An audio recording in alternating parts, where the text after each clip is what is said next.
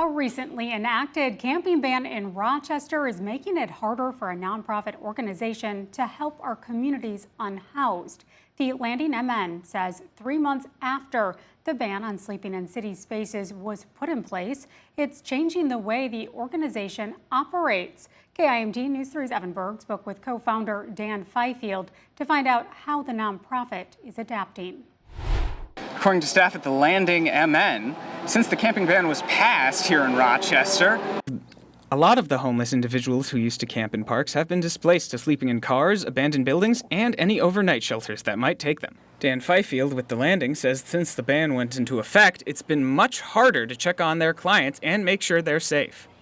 We also are having to reprogram how we outreach to them because we can't find them. They don't want to be found now. The ones that are still camping, they've gone into private property locations and further into the woods. The Landing is setting up designated times and locations where they can meet up and deliver essentials like food, clothing, and sleeping bags.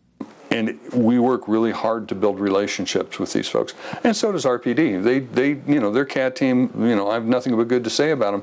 But you put something, an ordinance out there that makes something illegal, it tends to get in the way of some of the good that we try and do.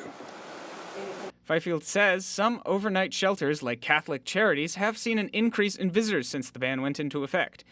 He thinks some of Rochester's homeless may not be seeking the help they need after being displaced. They don't want to be seen because they've been forced into that position. So, conversation is still ongoing about what to do now that camping in parks is off the table. But the Landing says it has been reaching out to both the city and the county to talk about ways to update homelessness services in the area to accommodate it. In Rochester, Berg, KIMT News 3. The Rochester Police Department says it's seen a decrease in encounters with homeless encampments since the ban went into effect. 11 warnings have been handed out, but no citations have been given.